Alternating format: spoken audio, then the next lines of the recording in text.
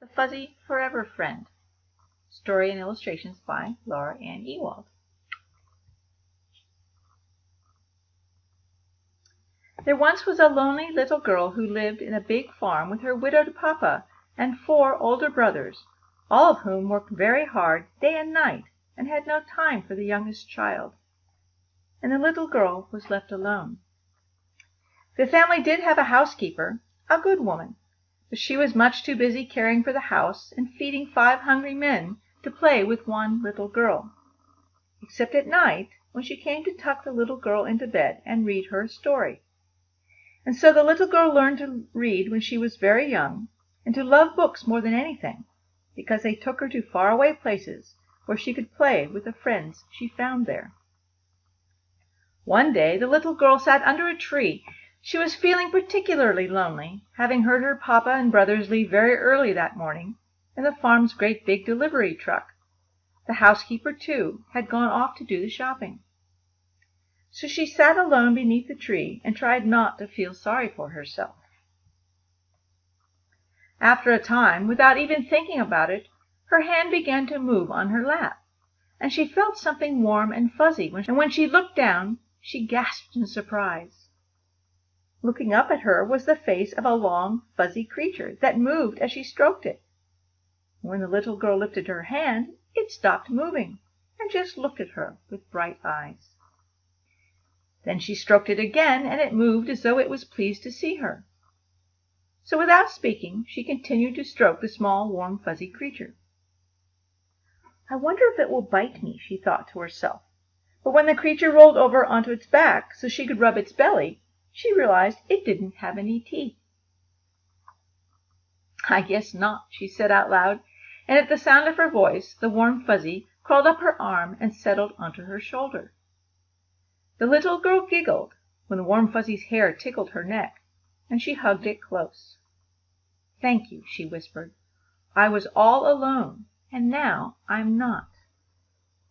The warm fuzzy must have agreed, because when she got up to return to the house, it twined itself around her neck and held on for the ride.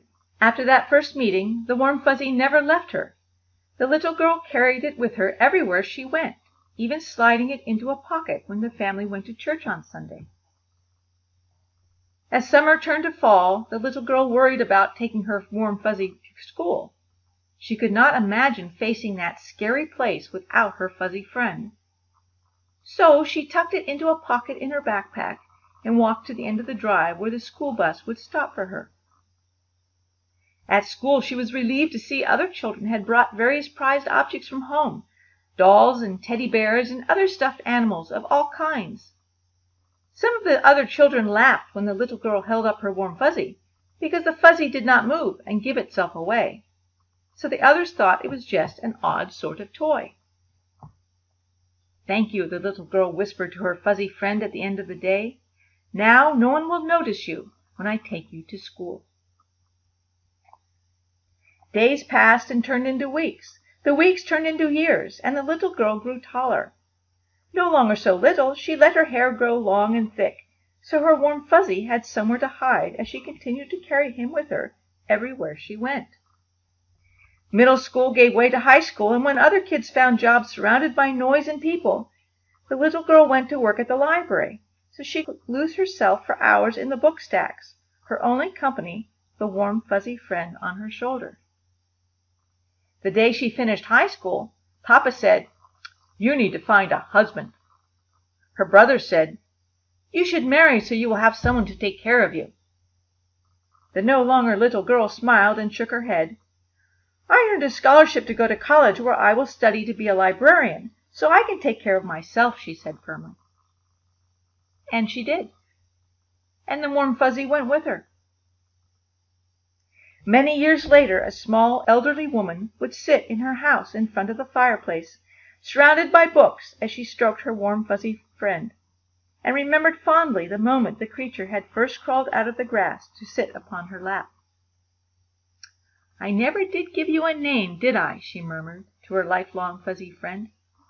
"After all these years I probably should, since you have always been here for me." She thought about a name as she scratched it under the chin, just the way it had always liked, causing it to stretch in pleasure. "I think I will call you Fuzz," she said. Her fuzzy forever friend only climbed up on her shoulder and snuggled close in approval. The end. Let me introduce you to my forever fuzzy friend. This is Fuzz, and I take him with me everywhere, and he keeps me company and makes me smile.